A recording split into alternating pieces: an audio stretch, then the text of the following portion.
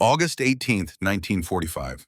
The sun hangs low over Yokohama harbor, its light fractured into 1,000 golden shards across the calm water of Tokyo Bay.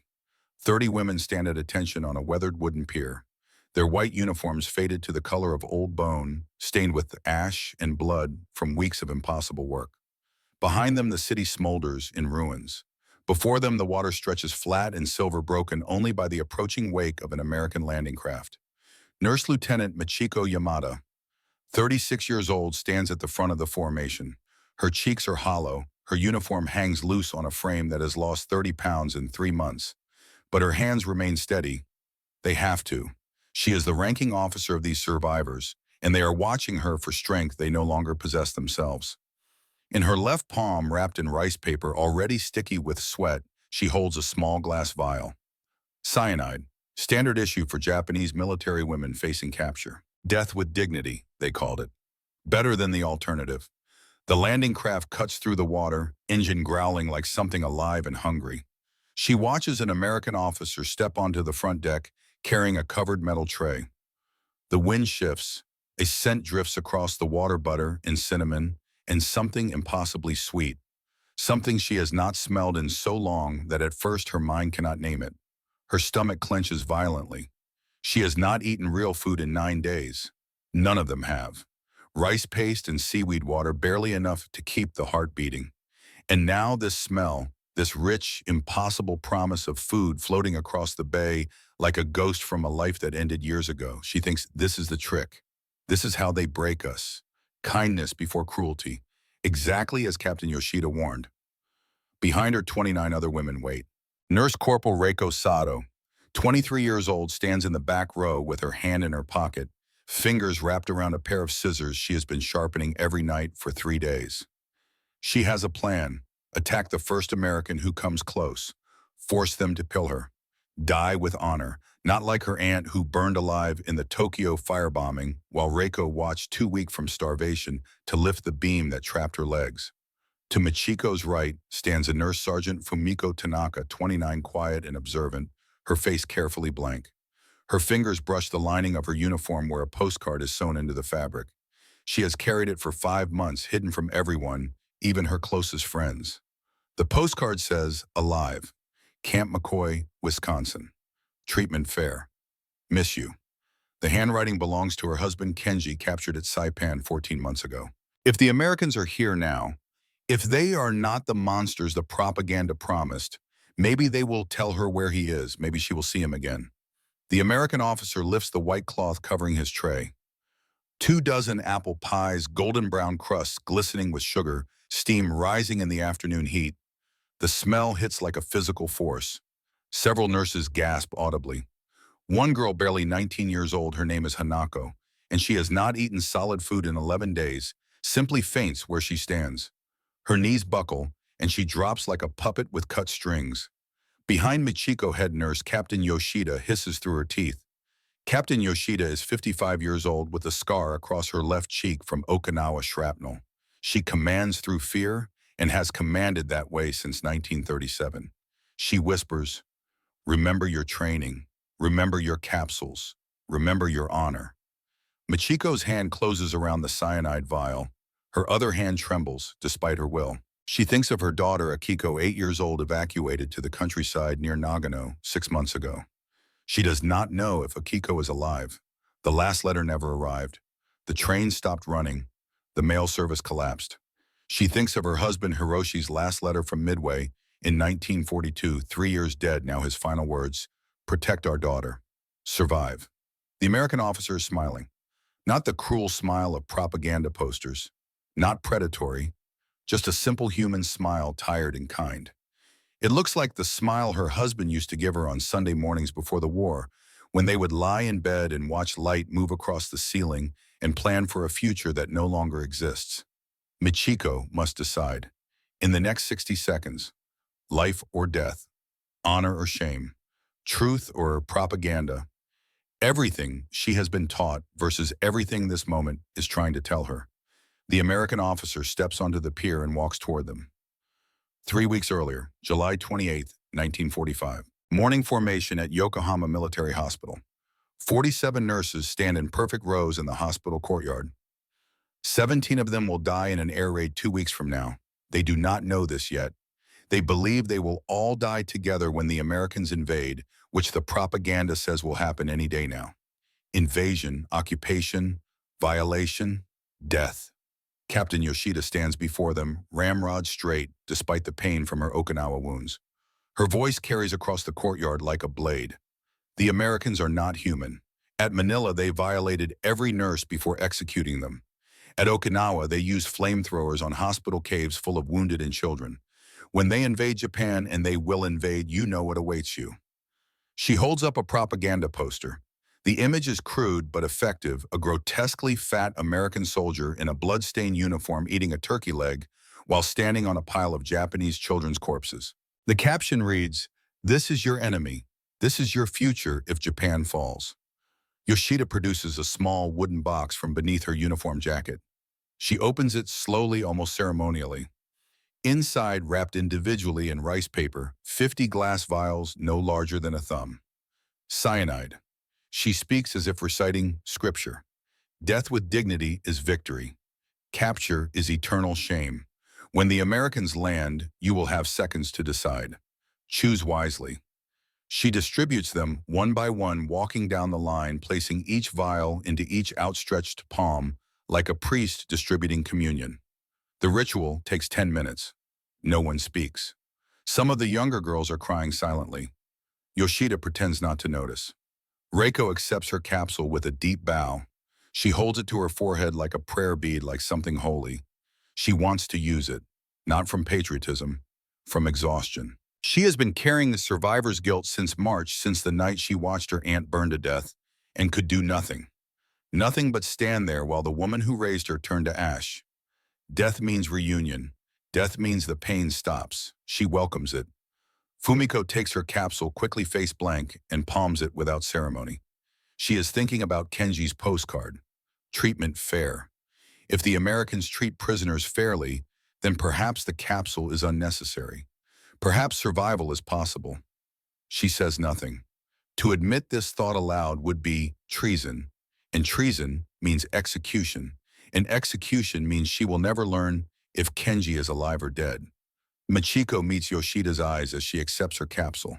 She thinks, for Akiko, I will survive, even if it means shame, even if it means dishonor. I will survive because my daughter needs a mother more than the emperor needs one more corpse. But she says none of this. She bows. She closes her fingers around the vial. She falls back into formation. As Yoshida dismisses them, Michiko notices something, a micro-expression on Fumiko's face when Yoshida mentioned treatment of prisoners. A flicker of something. Hope, fear, relief. Michiko files this observation away. Someone knows something they are not saying, and in a military where secrets mean survival, this matters. Over the next 2 weeks, Michiko will learn the truth about many secrets, including her own. Michiko's story begins 6 years before this moment, in the summer of 1942. She was 33, then 5 months pregnant, living in a small apartment in Tokyo. The telegram arrived on a Tuesday morning, Western Union official military communication. The words were efficient and cold: regret to inform. Lieutenant Hiroshi Yamada, killed in action, Battle of Midway, buried at sea. Her husband, engineering officer, kind man who sang to her belly at night, who had already picked names for the baby, who promised he would return before the birth. Gone. Atomized by American naval guns, or drowned or burned, she would never know which. The military gave her 200 yen compensation worth perhaps 15 American dollars and a certificate of honor suitable for framing. 3 months later, she gave birth alone, a daughter, perfect and beautiful and alive in a world turning to ash. She named her Akiko, which means bright child, because she needed something bright to hold on to in the darkness that was coming. Becoming a military nurse was not a choice, it was necessity. Nurses received extra food rations. Nurses received housing priority. Nurses had access to medicine. And Akiko was sick that first winter, a chest cold that would not break, and the only doctor who would see her without payment was at the military hospital. So Michiko volunteered. She had some education, could read and write, could follow instructions.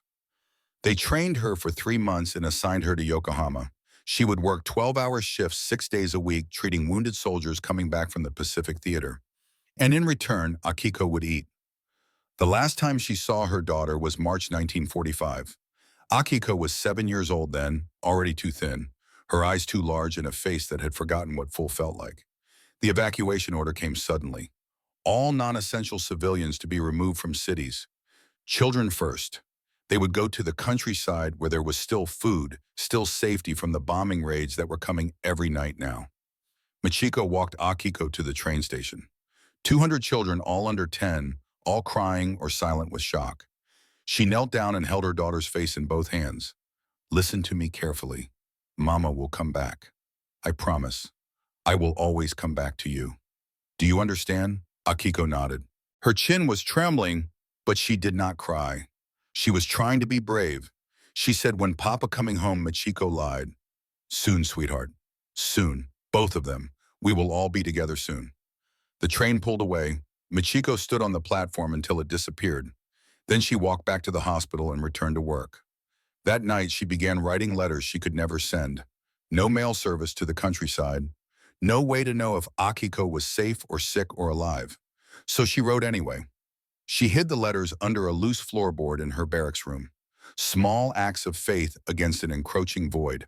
Her most recent letter, written the night before the cyanide distribution, reads, My dearest daughter, I am so hungry I can no longer sleep properly. My body has begun eating itself. But when I close my eyes, I see your smile and I find strength. The war cannot last much longer. The Americans are too close. Soon it will be over and I will come to find you. Hold on. Please hold on. I am coming. What Michiko does not know. Captain Yoshida has been reading these letters for weeks. She found them during a barracks inspection, read them all, said nothing. She is saving this information. Leverage for later, and later is coming soon. Reiko's story begins on March 10, 1945. The night Tokyo burned. She was 22 years old, then visiting her aunt in Sumida Ward.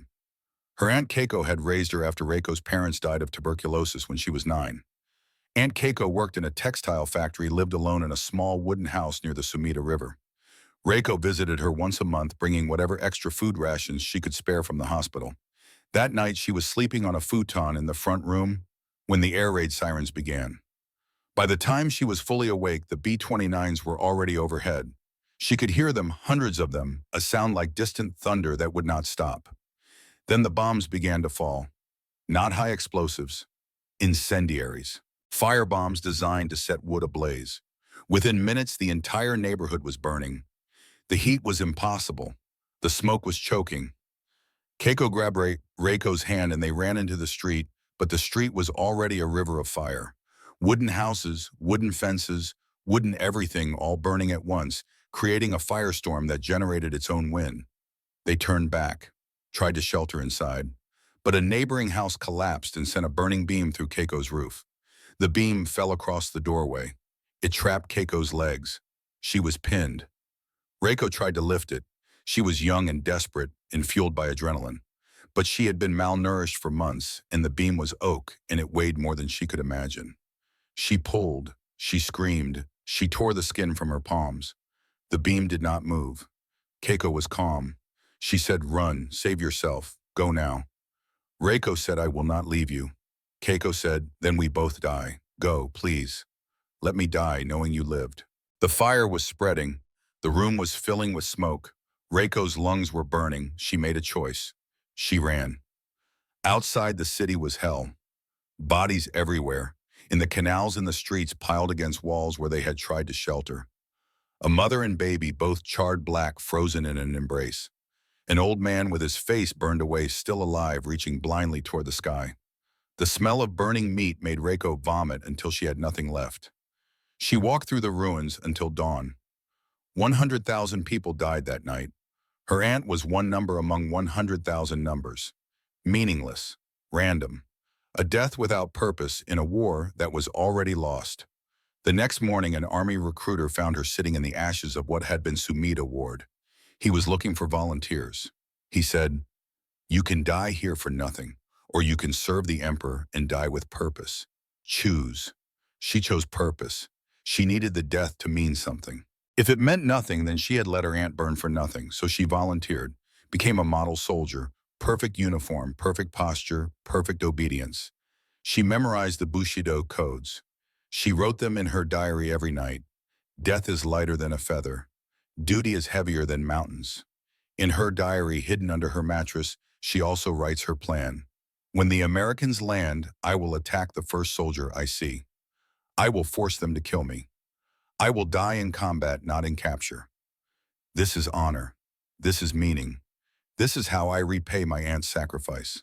She has been sharpening her scissors every night for 3 days now. The blades are dull and rusty, but they are sharp enough for her purpose. Fumiko's story is different. Fumiko's story is about hope hidden in silence. She married Kenji Tanaka in 1941, 3 months before Pearl Harbor. They were both 26, both from farming families outside Osaka, both quiet people who preferred reading to talking. The wedding was small. They had 6 months together before Kenji was drafted. He was assigned to the 43rd Infantry Division sent to garrison duty in the Marianas. The letters he sent were carefully censored, but she could read between the lines. He was bored. He missed her. He wanted to come home and start a family and farm rice like his father. Simple dreams. Impossible dreams. In June 1944, the Americans invaded Saipan. Kenji's division was there. The battle lasted 3 weeks. When it ended, the official report delivered by Western Union said Corporal Kenji Tanaka presumed killed in action. No remains recovered. Presumed killed, not confirmed dead. Presumed, which meant captured or missing or lost. But captured was worse than dead in Imperial Japan. Capture meant you had surrendered. Surrender meant dishonor. Dishonor meant your family would be shamed. So Fumiko told everyone her husband died honorably in combat. She wore black. She accepted condolences. She lied. 7 months later, in March 1945, a Swiss diplomat visited Yokohama Hospital. Switzerland was neutral, acted as Red Cross intermediary between warring nations. The diplomat pulled Fumiko aside in a storage closet and handed her a postcard. He whispered, "Your husband is alive. Camp McCoy, Wisconsin, United States." He sent this through Red Cross channels. Do not tell anyone. Possession of this is technically treason. I am risking much to deliver it. The postcard was battered and stained, but the handwriting was unmistakably Kenji's. It read, "Dearest Fumiko, I am alive and well. Americans treat us according to Geneva Convention. We have food, shelter, medical care. I work on farm details. The work is hard but fair. I think of you every day. Please stay safe. The war will end. We will meet again. I promise. Your loving husband, Kenji." She memorized every word, then burned it as instructed. But the carbon copy stuck to her fingers and she could not bring herself to destroy it. She sewed it into the lining of her uniform. She has touched it every day since, 50 times a day, 100 times, a talisman against despair. If Kenji is alive and treated well, then the propaganda is lying. If the propaganda is lying about treatment of prisoners, what else is it lying about? What if the Americans are not monsters? What if capture does not mean violation and death? What if surrender means survival? These are dangerous thoughts, treasonous thoughts, thoughts that could get her executed if Yoshida found out. So Fumiko stays silent. She translates when needed. She follows orders. She keeps her secret buried next to her heart and waits. What she does not know, Yoshida already knows. Yoshida has informants everywhere. Someone saw the Swiss diplomat. Someone reported it. Yoshida has been watching Fumiko for months, waiting for the right moment to use this information. And that moment is coming. August 10th, 1945, 11:23 at night. Air raid sirens. B-29s overhead. Yokohama has been bombed before, but never like this. The hospital has no bunker. The nurses shelter patients in interior hallways away from windows, praying the building holds. The bombs hit close, too close. The ceiling collapses in the east wing. Michiko throws herself over a young soldier, a boy, really only 17, name is Takeshi, belly wound, from Okinawa, dying slowly from infection. The beam that would have crushed his head instead falls where Michiko was standing seconds before. Dust and debris rain down. Someone is screaming. Many people are screaming. Reiko runs into the burning ward. 3 patients are trapped. an elderly civilian with burns already covering half his body, a soldier with both legs amputated below the knee, a teenager maybe 16 unconscious from smoke inhalation. She pulls the first man to safety, then the second, but the third is pinned under a fallen cabinet and fire is spreading fast. She grabs his arms and pulls. The cabinet shifts but does not lift. Flames are licking up the walls. Smoke is choking her. She pulls harder. Her sleeve catches fire. She ignores it. She pulls. The cabinet finally moves. She drags the unconscious boy into the hallway. Her arms are burned second degree, skin bubbling and raw. She does not cry, does not make a sound, just sits down hard against the wall and stares at nothing. Hanako, the 19-year-old girl who will faint on the pier 8 days from now, treats Reiko's burns with rice wine. It is all they have left. No morphine, no sulfa powder, no bandages, just alcohol for sterilization and strips of torn bedsheet. Reiko does not flinch when the alcohol hits the raw flesh. She just watches the ceiling and says, "I should have saved 4. There was a 4th patient. He burned." Hanako says, "You saved 3 people tonight. That is enough." Reiko says nothing. She is thinking, not enough, never enough, not until I join them. In another part of the collapsed building, Fumiko is searching for medical supplies when she finds Captain Yoshida trapped under a fallen beam. This beam, unlike the one that killed Reiko's aunt, is liftable. Heavy but possible for a healthy adult woman to move. Fumiko stands there for 5 seconds looking down at Yoshida, calculating. Yoshida sees the hesitation. She sees Fumiko weighing options. She says, "Help me."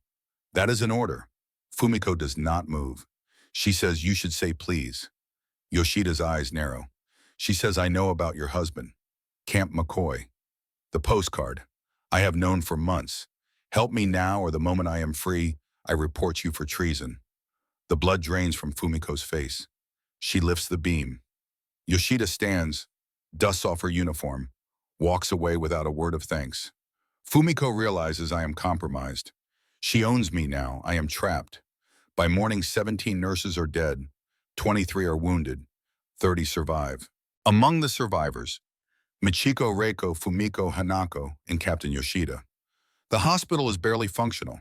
They have no supplies, no reinforcements, no hope. They treat wounds with dirty water and prayers. They watch men die who should live. They endure. That afternoon, Captain Yoshida pulls Michiko aside. They stand in the ruins of what was once the nurses' barracks. The walls are gone. The roof is open to the sky. They can see smoke rising from downtown Yokohama, dozens of fires still burning from the raid. Yoshida says, "Lieutenant Yamada, we need to discuss your letters." Michiko's heart stops. She says nothing, forces her face to remain neutral. Yoshida continues, "The ones you hide under the floorboard. I have been reading them. The one from 3 days ago was particularly interesting. You wrote, 'I no longer believe we will win.' That is sedition, Lieutenant. That is treason, punishable by execution." Michiko still says nothing. There is nothing to say. Yoshida steps closer. Her voice drops to a whisper. "Your daughter is in Nagano, correct evacuation center near the mountains. If you disobey me even once, I will ensure she is reported as the daughter of a traitor. She will be transferred to a punishment facility. They will make her suffer for your cowardice. Do you understand?" Michiko understands. She says, "What do you want?" Yoshida says, "When the Americans arrive, you will lead these nurses exactly as I instruct. You will set the example. If I say take your capsule, you take it first. If I say fight, you fight first. If I say die, you die first. Your daughter's safety depends on your absolute obedience." Michiko says, "I understand." Yoshida smiles. It is not a kind smile. "Good. I am glad we have an understanding." She walks away. Michiko stands alone in the ruins. She thinks she is going to kill us all. She is insane and she is going to force us to die rather than surrender. And if I resist, Akiko pays the price. For the first time since Hiroshi's death, Michiko feels truly helpless. The capsule in her pocket suddenly weighs more than the world. August 15th, noon. The Emperor speaks. The broadcast comes over every radio in Japan simultaneously. Factories stop. Streets empty. Everyone listens.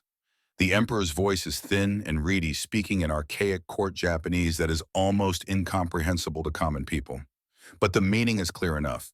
Yoshida translates for the nurses gathered in the hospital courtyard. The war situation has developed not necessarily to Japan's advantage. The enemy has begun to employ a most cruel bomb. We have resolved to pave the way for a grand peace by enduring the unendurable and suffering the insufferable. Silence. Then someone starts crying. Then everyone is crying or staring or walking away in shock. The unendurable, the insufferable. Surrender. After everything, after all the death, after promises of divine victory, surrender. Reiko stands and walks toward the ruins. Michiko follows her. She finds Reiko on what is left of the roof, holding her capsule, looking out at Tokyo Bay. Reiko says, I burned my aunt for nothing. All those children died for nothing. If we surrender, the war was meaningless. Michiko says, no. They died because war is fire. Surrender does not erase what we lost. It just stops the burning. Reiko says, I need this to mean something. I need my aunt's death to have purpose. Michiko says carefully, then stay alive. Bear witness. Tell her story. That is meaning. That is purpose worth having. Reiko says, or I can bind her now and be done with the pain. Michiko says, if you wanted to die, you would have taken the capsule already. You are still here because part of you wants to live. Honor that part. Give it a chance. Reiko does not take the capsule, not yet, but she keeps it clenched in her fist as she walks back down to the courtyard. The scissors are still in her pocket. The plan is still intact. She has not decided, not yet. Meanwhile, Fumiko sits alone in a supply closet. She pulls out Kenji's postcard for the 1,000th time. She reads it again. Treatment fair. She thinks surrender means Americans on Japanese soil. If they are not monsters, if the postcard was true, maybe they will help me find him. Maybe this is not the end. Maybe this is a beginning. The door opens. Yoshida stands in the doorway. She says, interesting reading material. Sergeant Tanaka. Fumiko says nothing, just slowly folds the postcard and puts it away. Yoshida says, surrender changes things. Americans will need translators. You studied English in school, yes? Fumiko says, yes, ma'am. Yoshida says, good. When they arrive, you will translate for me. You will relay my words exactly. No additions, no interpretations. If you deviate even once, I report both you and Lieutenant Yamada. 2 traitors for the price of 1. Clear, Fumiko says, crystal clear, ma'am. Yoshida's smile is cold. Excellent, because I intend to make a statement when they arrive. One they will remember. That night, Yoshida calls a meeting. All 30 surviving nurses. Mandatory attendance. They gather in what is left of the courtyard. The moon is nearly full. They can see each other's faces clearly in the pale light. Yoshida speaks. Her voice is calm and certain. Americans will land within days, maybe hours. When they do, we will stand in formation on the pier. We will show them Japanese discipline, and then together we will take our capsules. All of us, simultaneously. We will die with dignity and deny them the satisfaction of seeing us beg. Shocked silence. Then young Hanako, who is still so young, she believes officers can be questioned, says, but Captain, the Emperor ordered surrender. Does that not mean we should live? Yoshida's head snaps toward her. The Emperor was forced, coerced. The Americans put a gun to his head, metaphorically speaking. We are not bound by orders given under duress. We are samurai. We die standing. Michiko's mind is racing. She is going to kill us all. Mass suicide. And if I resist, if I try to stop her, she reports Akiko. My daughter becomes an orphan. This woman holds all the power and I have none. None. Fumiko thinks if we all die, I never see Kenji again. Never get answers. 15 years of marriage reduced to a postcard I cannot even keep. This cannot happen. Reiko thinks finally. Purpose, death with meaning. My aunt's sacrifice will be honored. Yes, this is right. She is the only one who agrees with Yoshida. Everyone else is terrified, but no one speaks. Fear has made them silent, and silence has always been how Yoshida maintains control. August 16th, 17th, and 18th. 3 days of waiting. 3 days of slow starvation. No food deliveries. The supply lines have collapsed. They eat rice paste thinned with water. They eat seaweed boiled until it is gray mush. They eat nothing. Private Takeshi, the 17-year-old Michiko saved during the bombing, develops a fever from his infected belly wound. They have no antibiotics. They clean the wound with boiled water and hope. He is delirious, calling for his mother, who is probably dead. Yoshida makes them practice the cyanide drill. Formation, remove capsule, unwrap, hold to lips, on my command swallow. They rehearse this without actually swallowing. It is surreal, horrifying, a death ritual performed by the living. Fumiko tries to sabotage her capsule. She drops it, pretends it is an accident, crushes it under her boot. Yoshida sees. She calmly produces another capsule from her pocket and hands it over. Clumsy sergeant. Do not let it happen again. On the morning of August 18th, Michiko writes her final letter to Akiko. She seals it in an empty morphine vial. The letter says, "My dearest daughter, if you are reading this, I am gone. Do not be sad. I lived long enough to know you existed, and that was blessing enough. Remember, you are loved. You are worthy. Survive. That is the only victory that matters." Your mother, she gives the vial to Hanako. She says, "If I die today, leave this somewhere. The Americans will find it. Maybe they will forward it to Nagano." Hanako is crying. She says, "You are not going to die, Lieutenant." Michiko says, "We do not get to choose." At 3 in the afternoon, the lookout shouts. Ships in the bay, gray hulls, white stars, American flags snapping in the breeze. Yoshida's voice cuts through the chaos. Formation. Now, pier. We face them standing. They march in 2 columns, Michiko in front, Fumiko beside her, Reiko in back, Hanako next to Reiko, terrified because she knows about the scissors. They stand in perfect lines, 30 women in ruined uniforms, faces hollow with hunger, eyes enormous with fear. The landing craft grows larger. The engine cuts. Silence except for water lapping against wood pilings. Then the smell arrives. Butter, cinnamon, apples, sugar, impossibly rich. Michiko's knees almost buckle. She locks them. Thinks this is poison disguised as kindness. We will die with full bellies and empty dignity. Fumiko thinks it smells like home. Like before the war. Like Kenji's mother's kitchen when she would bake on Sundays. Reiko thinks 10 more seconds. Then I attack. Then I rest. Finally. The ramp drops. Lieutenant Colonel James Morrison steps out. Tall, sunburned, tired eyes that have seen too much death. He carries the tray covered with white cloth. Behind him, 3 more Marines with more trays. He walks directly toward them. Stops 3 meters away. Makes eye contact with Michiko. He recognizes her rank by her position, by the way the others look to her for strength. He speaks in English. Slowly. Clearly. "Ladies, my name is Colonel Morrison. We mean you no harm. We have brought food. You must be very hungry." Fumiko translates. Her voice shakes. Behind Michiko, Yoshida hisses, "It is poisoned. Tell him we refuse." Morrison lifts the white cloth. 24 apple pies. Golden crusts. Steam rising. Sugar crystals catching the late afternoon light like diamonds. The smell crashes over them like a wave. Hanako faints. Simply drops. Reiko catches her instinctively before she hits the pier. Morrison picks up the nearest pie. He breaks it with his bare hands. No knife, non-threatening, symbolic. He offers the largest piece to Michiko. He says, "Ma'am, please, you are their leader. Show them it is safe." Michiko stares at the pie, at Morrison, at Yoshida's furious face behind her. Her hand moves to the capsule in her pocket.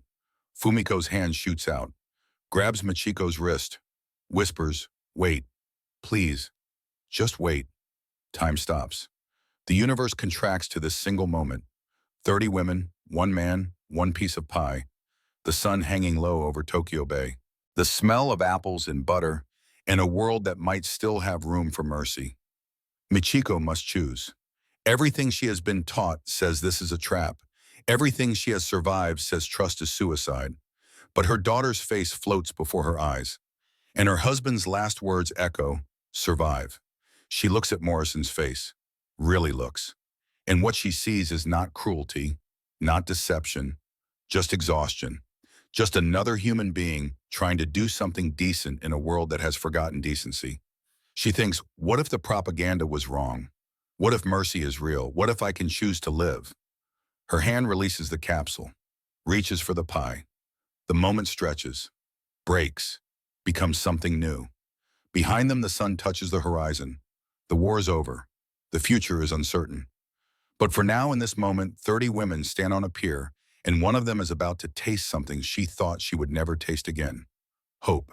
Fumiko steps forward before Michiko can make her choice. Her movement is sudden, decisive, breaking the frozen tableau like a stone thrown through glass. She speaks in broken English, her voice trembling, but clear enough to carry across the 3 meters separating Japanese nurses from American soldiers. Thank you, sir. We accept. Behind her, Captain Yoshida's voice cracks like a whip. Sergeant Tanaka, stand down. That is a direct order. Fumiko does not turn around, does not acknowledge the command. For the first time in her entire military career, spanning 3 years and 4 months, she disobeys. The weight of this rebellion sits in her chest like a stone. If she is wrong, if Morrison's kindness is a facade, she has just condemned herself and possibly everyone behind her. But Kenji's postcard burns against her ribs where it is sewn into her uniform lining. Treatment fair. She chooses to believe those 2 words over 3 years of propaganda. Morrison's expression softens. He offers her the piece of pie he had meant for Michiko. His hands are steady, patient. He does not rush her, does not push the food at her, just holds it waiting, letting her decide. Fumiko takes it. The pie is still warm. She can feel heat radiating through the crust into her palms. The weight is substantial, real more food than she has held in her hands in weeks. She looks down at it. Golden brown pastry flakes of crust threatening to crumble at the slightest pressure. Dark apple filling visible through the lattice-top sugar crystals catching sunlight like frost. The entire pier watches. 30 nurses holding their breath. 4 American soldiers waiting. Morrison's face calm, almost gentle. Yoshida's face twisted with rage. Fumiko bites. The sensation is overwhelming. The crust dissolves instantly, butter flooding her mouth rich beyond anything she remembers. She has been eating rice paste for so long that her taste buds have forgotten what fat tastes like. The apples are soft cooked until they are almost liquid sweet with cinnamon and nutmeg and something else she cannot name. Brown sugar maybe, or vanilla. Flavors from a world that no longer exists. Or perhaps a world she thought no longer existed, but is somehow still here, still real, still possible. She chews, swallows, waits. 5 seconds pass. 10, 15. She does not die, does not collapse, does not feel poison burning through her veins. What she feels instead is beauty. Simple, overwhelming, impossible beauty. The taste of something made with care, with excess, with the kind of abundance that allows for dessert when survival should be the only goal. This pie is not nutrition, it is luxury. It is proof that somewhere in the world people still have enough that they can afford to make food taste good instead of merely sufficient. Tears begin streaming down her face. She cannot stop them. Does not try. She looks at Michiko, mouth still full, and nods. Swallows. Speaks through her crying. It is safe. It is real. Morrison cuts another piece, larger this time, offers it directly to Michiko. Ma'am, please. Your turn. Show them it is okay. Yoshida pushes forward, tries to physically block Michiko's path. Her voice rises to a shout. I forbid this. We are samurai. We do not beg for enemy scraps. We die with honor, or we do not die at all. Something in Michiko breaks. Perhaps it is seeing Fumiko cry. Perhaps it is the smell of the pie so visceral that her body responds before her mind can catch up. Perhaps it is simply that she is done. Done with Yoshida. Done with orders. Done with a war that has already ended everywhere except in the captain's delusional mind. She thinks of Akiko, of Hiroshi's last letter. Survive. She thinks of 9 days without real food, of 3 years of fear, of propaganda that promised American devils and delivered American dessert. She takes the pie from Morrison's hands, does not hesitate, does not pray, does not ask permission. She bites. The world stops. For 5 seconds there is no war, no emperor, no duty, only this moment of impossible sweetness and the sudden understanding that everything she has been told is a lie. Not a small lie, not an exaggeration, a foundational lie. A lie so complete that it has shaped every decision, every fear, every moment of her existence since 1941. The propaganda said Americans were soft. decadent, that their wealth made them weak, that their abundance was a moral failing proof of spiritual emptiness. But this pie proves the opposite. This pie, still warm from the galley ovens of the USS Missouri anchored in the bay, proves that American wealth is not weakness. It is power. Power to feed armies across 2 oceans. Power to ship fresh ingredients to soldiers 6,000 miles from home. Power to care enough about morale that dessert is considered essential, not optional. Japan promised its people glory through suffering. America gives its people pie. And in this moment, Michiko understands which philosophy produces a stronger nation. She cries, cannot stop. The tears come from somewhere deeper than sadness, from the place where relief and grief and understanding all tangle together. She is crying for her husband who died believing the lie, for her daughter who was evacuated because Japan could not feed its own children, for herself for the years she spent afraid of an enemy who is now handing her food.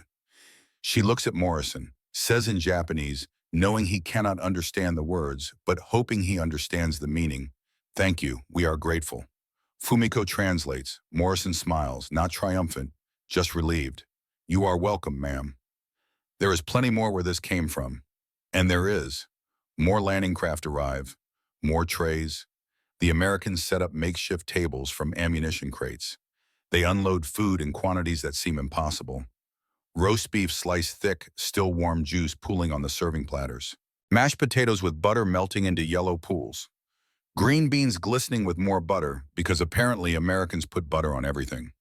Loaves of white bread, soft and fresh, the kind of bread the nurses have not seen since before rationing began in 1943. Canned peaches in heavy syrup, the fruit bright orange and perfect. Hershey bars by the dozens, dark chocolate wrapped in brown paper. Coca-Cola in glass bottles, condensation beating on the outside, impossibly cold. The Americans do not eat first. This fact penetrates through the nurse's shock more than anything else. In the Japanese, military officers always eat first. Always. It is not cruelty, it is hierarchy. The chain of command must be maintained even in matters of food distribution. But here now, American officers are filling plates and handing them to Japanese nurses, then to Japanese doctors, then to wounded Japanese soldiers being carried on stretchers from the hospital ruins. Only after every Japanese person has a full plate do the Americans take their own portions. Michiko watches this. She has been an officer long enough to understand what this gesture means. It means the Americans do not see them as enemies anymore. Or perhaps they never did. Perhaps the Americans fought a war against a government, not against people. This distinction, which would have seemed like splitting hairs a week ago, now feels enormous. Young Hanako, the 19-year-old who fainted at the smell of food, wakes up to find herself lying on a folded blanket with a plate of food inches from her face. She blinks, reaches out carefully as if the food might disappear if she moves too fast, grabs a piece of bread, shoves it into her mouth. The taste makes her sob. She curls around the plate and eats like a starving animal, which is what she is, what they all are. Other nurses break ranks. Hands reach out. Americans serve them with calm efficiency. No judgment, no mockery. Just food offered freely, given without expectation of gratitude or submission. A young Marine corpsman, his uniform says, Rodriguez, approaches Reiko. She is still standing apart from the group, hand in her pocket gripping the scissors. She has not moved since catching Hanako. Her face is stone. Rodriguez carries a first aid kit. He has noticed the burns on her arms, the blistered skin, poorly bandaged with strips of torn cloth. He holds up the kit, makes a gesture toward her arm, speaks in English. She does not understand, but the meaning is clear. "Let me help," she recoils, shakes her head violently. Her hand tightens on the scissors. He does not advance, respects her space. Instead, he sets the first aid kit on the ground between them, points to it, points to her, then walks away, leaves the choice to her. Reiko stares at the kit, at his retreating back. The propaganda said Americans have no honor, no respect, no understanding of boundaries. But this boy just gave her agency. Did not force, did not demand, just offered and left. Does not compute. She looks around the pier, at nurses eating with desperate hunger, at Americans serving more food, at Morrison kneeling next to a wounded Japanese soldier, helping him sit up so he can drink water, At Fumiko, translating between a Japanese doctor and an American medic, both trying to coordinate treatment for patients in the ruined hospital. Where is the enemy? Where are the devils from the propaganda posters? Young Hanako appears beside her, sits down without asking permission. They have been bunkmates for 8 months. Friends as much as fear allows friendship. Hanako speaks quietly. I know your plan. The scissors. But look around, Reiko. Where is the enemy? Reiko says they killed your family in the firebombing. Hanako says no. The war killed them. These boys just want to go home. Like us, Reiko says. But if they are not monsters, then my aunt died for nothing. All those children in the canals died for nothing. It was all meaningless. Hanako starts crying. Maybe it was meaningless. Maybe that is the truth we have to live with. And maybe we honor the dead by not adding more bodies to the pile. Maybe we honor them by surviving, by learning, by making sure it never happens again. Silence. Reiko looks at the scissors in her hand. They are dull, rusty, barely sharp enough to cut cloth. They could not kill anyone. They are symbolic, a prop for a death wish disguised as honor. She thinks of her aunt's last words. Run, save yourself, not die with honor, not fight to the end, just save yourself. Her aunt wanted her to live. She stands, walks to the edge of the pier, looks at the scissors, at her distorted reflection in the dull blades. She thinks about Private Rodriguez, who gave her a choice, about Morrison, who serves enemy soldiers before himself, about the pie that tastes like a world she thought was gone. She throws the scissors into Tokyo Bay, watches them sink, returns to the group, picks up the first aid kit Rodriguez left, opens it, inside sulfa powder gauze, medical tape, antiseptic, real medical supplies, more than the entire hospital has seen in months. She treats her own burns. The sulfa powder stings, but she knows it will prevent infection. She wraps the gauze carefully. When she finishes, she picks up the Hershey bar Rodriguez left next to the kit, unwraps it slowly. The chocolate is dark, slightly melted from the heat. She bites. The sweetness is shocking. So intense it makes her teeth ache. She laughs, cannot help it. First time she has laughed since March, since the firebombing. The laugh turns into crying, then back to laughing. She cannot stop. Michiko comes over, holds her. Reiko whispers against her shoulder, I do not want to die anymore. Michiko says, good, because we have work to do, and I need you alive to help me. Reiko nods. She does not know what the work is yet, but for the first time in months, she believes there might be work worth doing. Work that is not about dying, work that is about living. As the sun sets over Tokyo Bay, the pier transforms into something impossible. 30 Japanese nurses and 20 American soldiers sitting together, sharing food, attempting conversation, despite the language barrier. Americans offer cigarettes. Lucky Strikes from their rations. Japanese accept them with bows that the Americans do not quite understand, but appreciate anyway. Morrison sits with Michiko. Between them, Fumiko translates. Morrison pulls out his wallet, shows a photograph. His wife, Margaret, blonde and smiling, standing in front of a white farmhouse with fields of corn stretching to the horizon. His daughter, Sarah, 7 years old, missing her front teeth, holding a baseball glove that is too big for her hands. He points to Michiko, makes a questioning gesture with his hands. Family Michiko understands. Pulls out the morphine vial containing her final letter to Akiko. Carefully extracts the letter. Inside is a small photograph cut from a family portrait taken in 1943. Akiko, at 6 years old, wearing a kimono expression, serious eyes too large and a face already beginning to show the effects of rationing. Morrison looks at the photo, his eyes soften.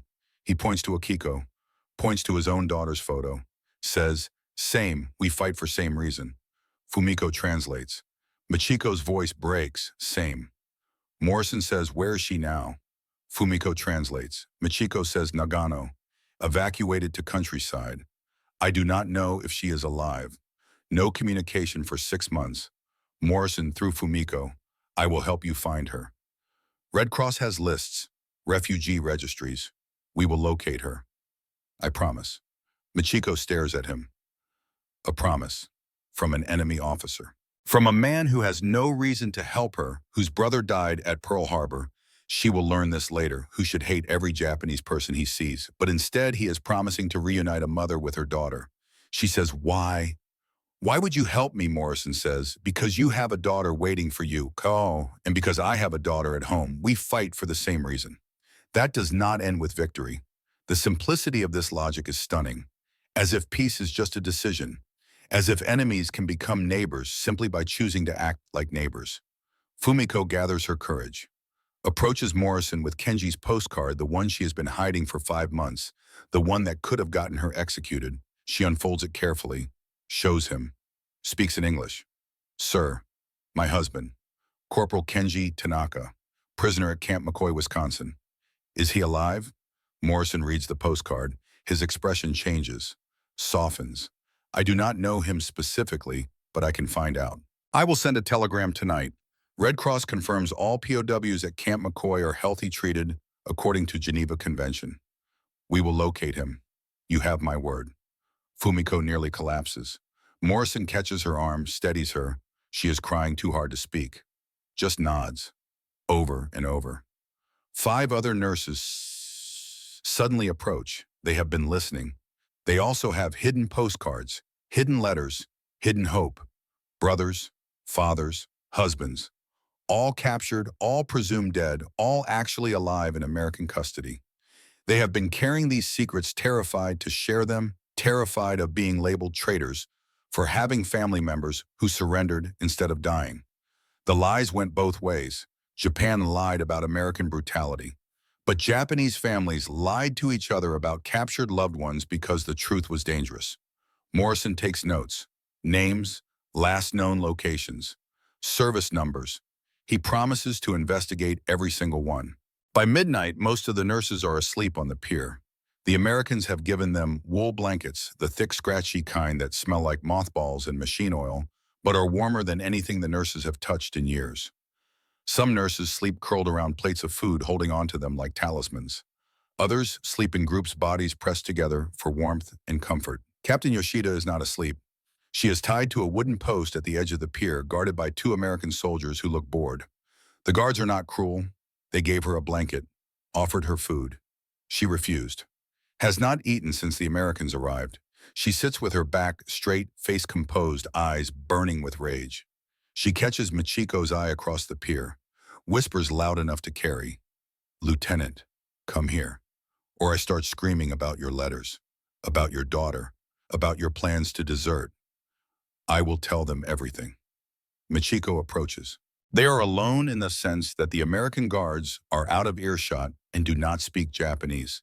They stand 3 meters apart. Michiko's face is carefully neutral. Yoshida says, "You think you have won, you are a traitor. When occupation ends, when Japan rebuilds, they will remember. They will hunt down collaborators. They will find your daughter. Make her pay for your dishonor." Michiko says quietly, "You are wrong about everything. Japan will not rebuild under militarism." This she gestures at the sleeping nurses, the American guards, the empty plates scattered across the pier. "This is the future." Yoshida says, "Then I will make sure you do not see it." She has been working her bonds for hours. The American guards tied her securely, but they did not search her thoroughly. She managed to retrieve a shard of broken glass from the shattered cyanide capsule she broke during her initial restraint. She has been using it to cut the rope slowly, carefully, invisibly. The bonds snap. She lunges, grabs Michiko from behind, glass shard to her throat, presses just hard enough to draw blood. A thin line of red appears. Yoshida shouts in Japanese, "Everyone back." Or she dies. The pier erupts. Nurses wake, scream. American guards draw weapons but do not fire. Hostage situation. Fumiko runs forward, tries to mediate. Morrison is already moving hand on his sidearm, but not drawing it. Yoshida speaks to Fumiko. "Tell them to bring me a boat. I am leaving. I am taking her with me." They have 10 seconds to comply. Fumiko translates, voice shaking. Morrison through Fumiko. "Let her go. You can leave. We will not stop you. Just do not hurt her." Yoshida, "Why? Why do you care about an enemy soldier, Morrison?" "Because the war is over. She is not my enemy. She is someone's mother. And because killing her does not change anything. Japan has surrendered.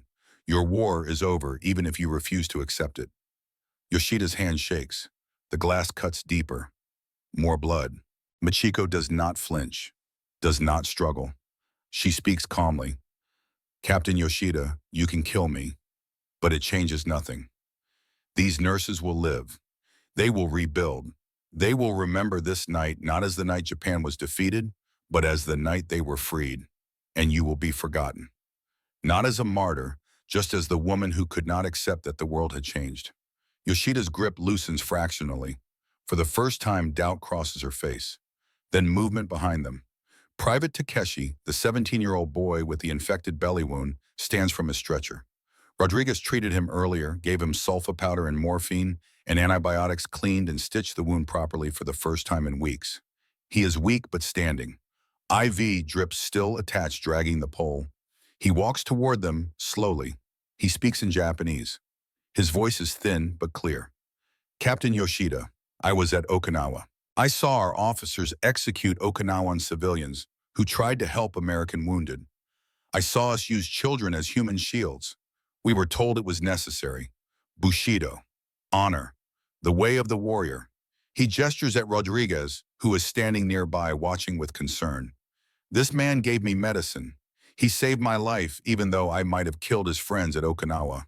He did not ask if I deserved to live. He just helped me. Who are the monsters? Captain Ahu's silence. Yoshida stares at him. The glass falls from her hand, clatters on wood. She collapses to her knees. Sobs raw and broken. It was supposed to mean something. All of it. All the death. All the sacrifice. It was supposed to mean something. Michiko holding her bleeding neck. It means we survived. That has to be enough. American guards move to restrain Yoshida. Morrison stops them with a raised hand. He approaches her slowly, kneels beside her on the pier. They are at eye level now. He speaks through Fumiko. Captain, you are sick, not evil, sick. War does this to people, makes them sick in the head. I have seen it in my own men. My brother died at Pearl Harbor. For 2 years, I wanted to kill every Japanese person I met. That hatred made me sick too.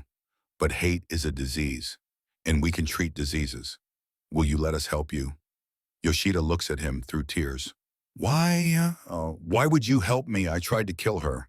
I tried to make them all die. Morrison, because you are a human being who is suffering. That is what we do. We help people who suffer, even our enemies, especially our enemies. Because if we do not, then what was the point of any of this? He extends his hand. Yoshida stares at it, at the absurdity. An American officer offering mercy to a woman who seconds ago held a knife to his ally's throat, who planned mass murder, who represents everything about Imperial Japan that the Americans fought to destroy. She takes his hand. He helps her stand. Morrison, we will take you to the medical ship. Psychiatric evaluation. Rest. Treatment. Not punishment. You need help, not a prison cell. Yoshida through tears. I do not deserve mercy. Morrison. Nobody deserves it. That is why it is called mercy. He assigns 2 guards to escort her gently to the landing craft. As she is led away, she looks back at Michiko. Mouths, I am sorry. Michiko nods. Does not say she forgives because it is too soon, too complicated. But she acknowledges the apology. That is enough for now. Rodriguez treats Michiko's neck wound. Superficial, he says, though Fumiko has to translate. Antiseptic gauze tape. He works quickly and efficiently. His hands are gentle. When he finishes, he pats her shoulder. You are brave, ma'am, very brave. She does not feel brave. She feels exhausted. But she nods her thanks. The rest of the night passes quietly. More food is distributed. The nurses eat until they cannot eat anymore, until their shrunken stomachs rebel. Several get sick from overeating. The American medics expect this treated calmly. They explain through Fumiko that the nurses need to eat small amounts frequently, that their bodies need time to adjust. Morrison finds Michiko again before dawn. He has a piece of paper, a handwritten recipe. He gives it to her. My wife's apple pie recipe, Margaret Morrison, Iowa. She made me copy it before I deployed. Said I should share it with anyone who needed reminding that the world still has sweetness in it. Michiko takes the paper carefully. The handwriting is neat, feminine, the measurements in cups and tablespoons and Fahrenheit degrees that mean nothing to her. But the gesture means everything. Morrison continues, when you find your daughter, bake this for her. Teach her that the world can be kind. That is how we prevent the next war. One pie at a time. Michiko folds the paper, puts it in her pocket next to the morphine vial. She says through Fumiko, I will bake it for her. I promise. And I will tell her about you. About the American officer who fed enemy nurses and helped a mother find her child. Morrison smiles. That is all the monument I need. The sun rises over Tokyo Bay, the first sunrise of peace. The nurses watch it together, these 30 women who expected to die yesterday and are instead alive, fed, warm, safe. Some are crying, some are silent, some are already making plans, talking quietly about what comes next, about finding family, about rebuilding, about surviving. Reiko sits with the 3 war orphans Rodriguez found sheltering in a bombed building nearby. A girl named Yuki, 5 years old. 2 boys, 7 and 9. They are filthy and terrified. Reiko gives them chocolate. The girl Yuki asks, Miss, are the Americans going to hurt us? Reiko says, no, sweetheart. They are going to feed us. And then they are going to help us rebuild. Everything, a better world. One where you do not have to be afraid. Yuki rebuild, what Reiko? Everything. She realizes as she says it that she has found her purpose. Not death, not joining her aunt, but this. Teaching the next generation. Making sure they never learn the lies she was taught. She looks at Yuki and sees her future. A classroom. Children. Hope. As the sun climbs higher, warming the pier, Morrison gathers everyone. Americans and Japanese together. He speaks, Fumiko translates. Today is the first day of peace. It will not be easy. There is much work ahead. Much rebuilding, much healing. But we start here, together, with understanding that we are all just people trying to survive, trying to get home. And from this moment forward, we help each other get there. Applause. Tentative at first, then stronger. Hands clapping. Some nurses bow.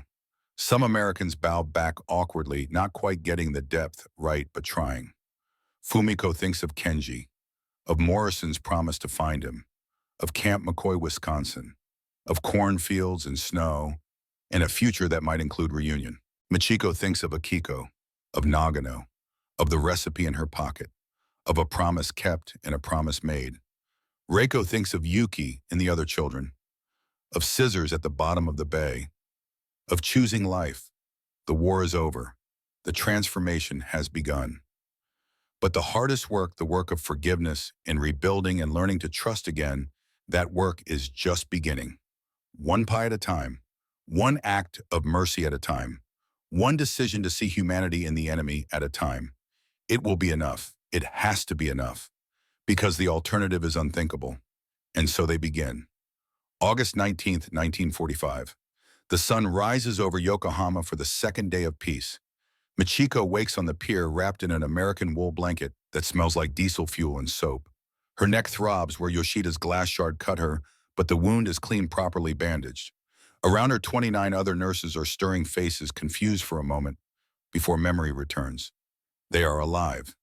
The Americans fed them. The war is over. Morrison has already been awake for hours. He has arranged everything. The nurses will work alongside American Medical Corps at a requisition school building 3 blocks inland. Yokohama Central School. The brick structure damaged but structurally sound, far safer than the gutted hospital. They will treat everyone. Japanese civilians, Japanese soldiers, American soldiers, anyone who needs help. No distinctions, no hierarchies, just medicine. The next 6 weeks will teach them all what peace looks like in practice. The makeshift hospital opens on August 21st. 15 American medics and doctors, 30 Japanese nurses, 5 Japanese doctors who survived the bombing raids. They work in shifts around the clock. The wounded keep coming. Civilians with burns from incendiary raids, malnutrition, disease. Soldiers with infected wounds, missing limbs, trauma that will never fully heal.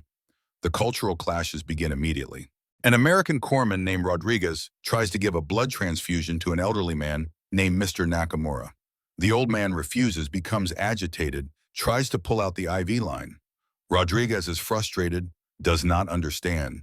He says to Fumiko, he will die without blood. Why is he fighting me? Fumiko translates. For Nakamura learns, the problem translates back. He believes blood must remain pure. Mixing blood with a stranger contaminates the spirit. It is a Shinto belief. Very old, very strong. Rodriguez throws up his hands. That is insane. Blood is blood. Michiko intervenes. She speaks carefully, Fumiko translating both ways. To you, blood is blood. To him, blood is sacred. We can respect this and still save him. Use saline instead of transfusion. Heavy antibiotics, extended care. It will take longer, but it will work. Rodriguez looks skeptical but agrees. They try Michiko's approach. 3 days later, Nakamura's fever breaks. He will survive. He tells everyone who will listen that the nurse who understood both worlds saved his life. Word spreads through the civilian population. The Americans have a Japanese nurse who speaks for them, who understands, who bridges. Michiko finds herself in this role constantly.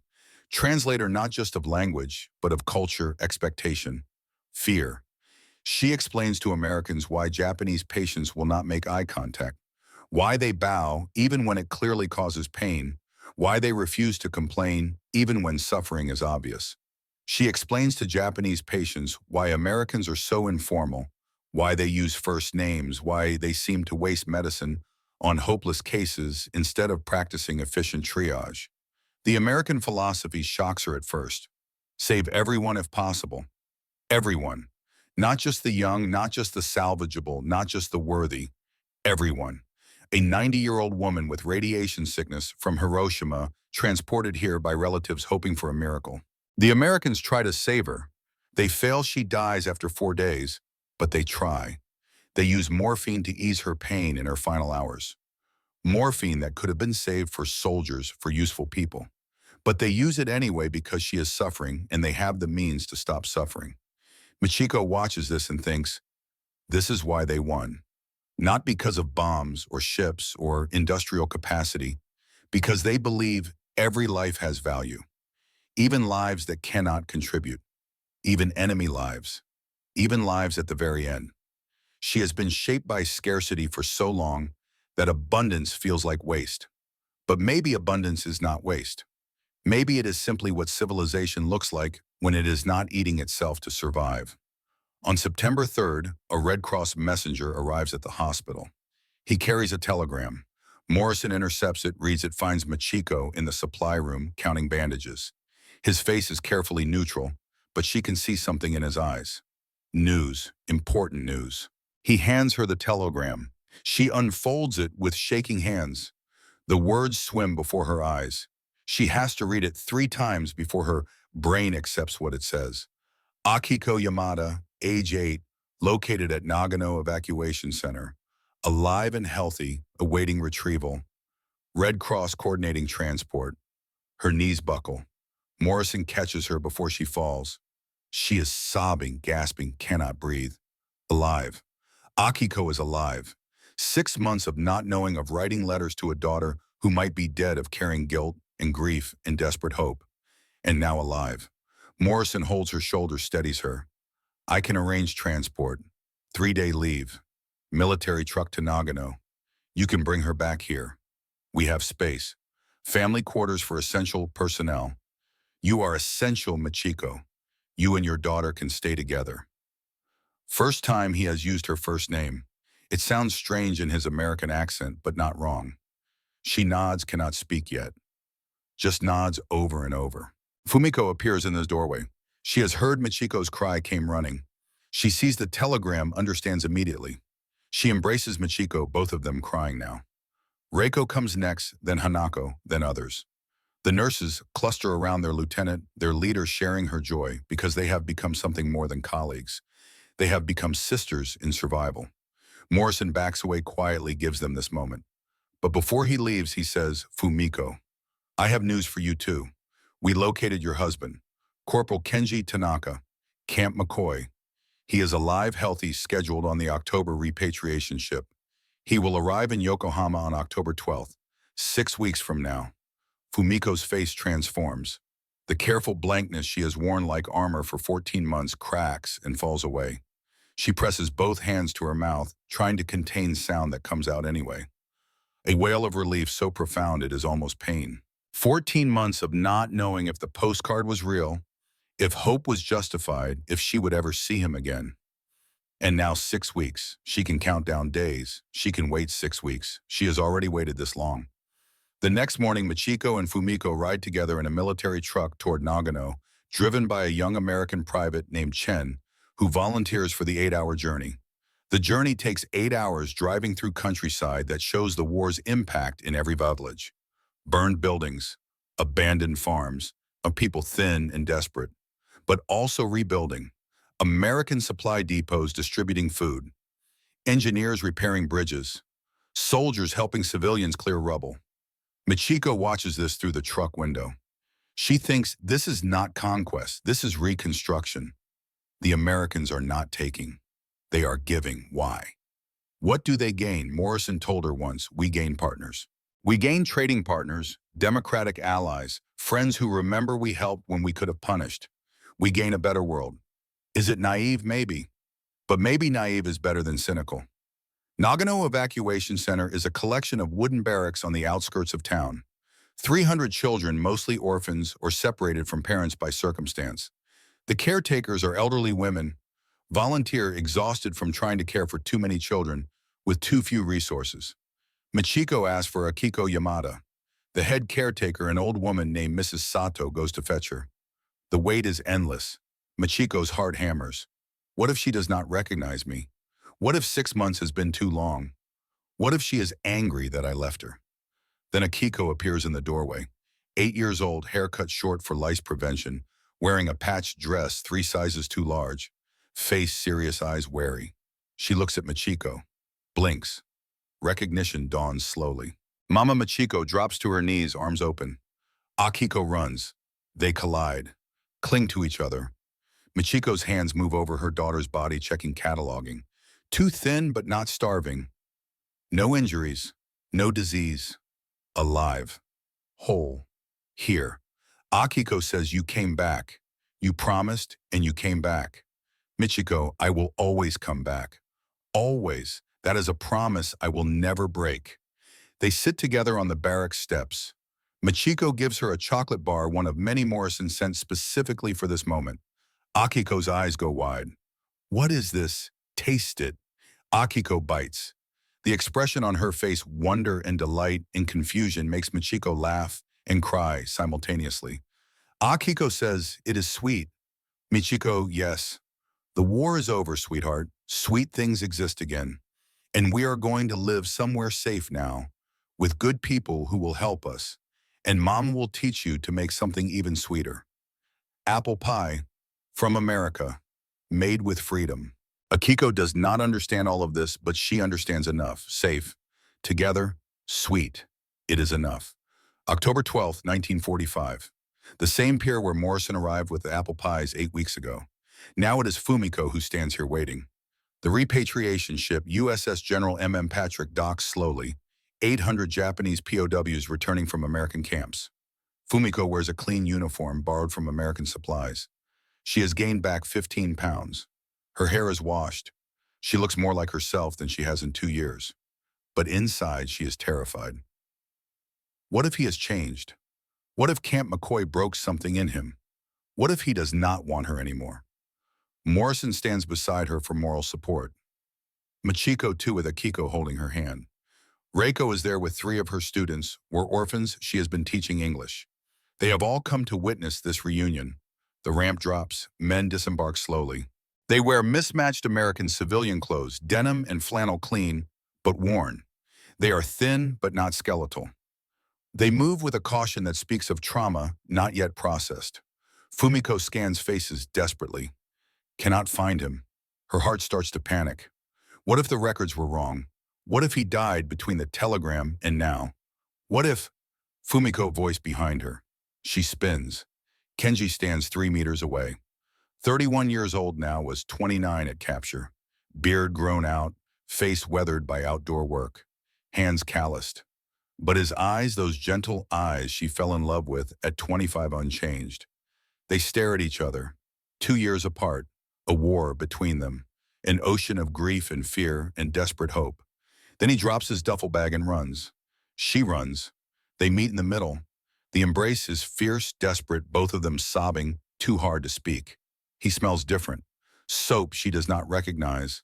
American laundry detergent. But underneath, still him, still Kenji. When they finally pull apart enough to see each other's faces, he says, "They told us Japan was destroyed, cities burned, everyone dead or dying. I thought you were gone." She says, "I thought you were dead. Official reports said killed in action. I only knew because of your postcard. One postcard in 14 months. But it was enough." He pulls out her postcard, the one she sent through Red Cross channels from the hospital. It is crumpled, stained with sweat and dirt, edges torn from being carried in his pocket every day. She pulls out his postcard, the one sewn into her uniform lining. They hold them side by side. Two small pieces of paper. Two miracles.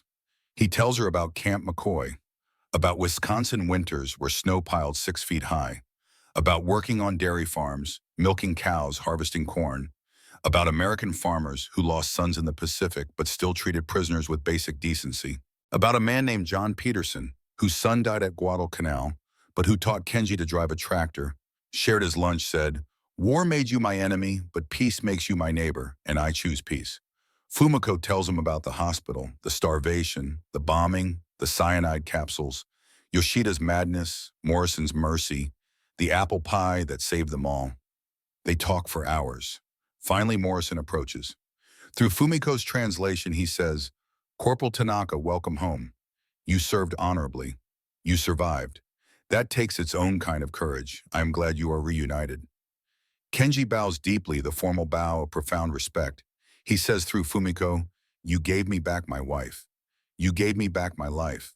I do not have words sufficient to thank you." Morrison, "No thanks needed. Just live well. Build a good life. That is thanks enough." Later, Machiko will learn that Fumiko and Kenji will immigrate to America in 1952. They will settle in Wisconsin near Camp McCoy, the place of his captivity. They will buy a small dairy farm. And they will have 3 children. They will send Christmas cards with photos of cornfields and grandchildren. They will bake apple pie every August 15th. They will live until 2005 and 2003, respectively, dying peacefully in old age holding hands. But that is later. Now they just hold each other on the pier and breathe and exist in the impossible present where they are both alive and together, and the war is over. November 22nd, 1945. Thanksgiving. The Americans have invited everyone, all 30 Japanese nurses plus their families, 100 Japanese hospital patients who can walk or be wheeled, 50 war orphans from Reiko's makeshift school, Japanese civilian workers. Total attendance more than 300 people. Long tables fill the hospital courtyard. American holiday feast prepared by military cooks working around the clock. 15 roasted turkeys shipped from California. Mountains of mashed potatoes. Cornbread stuffing. Cranberry sauce. Green bean casserole. Pumpkin pie. And apple pie. Morrison's wife's recipe baked by the dozen. Morrison stands to speak. Fumiko translates sentence by sentence.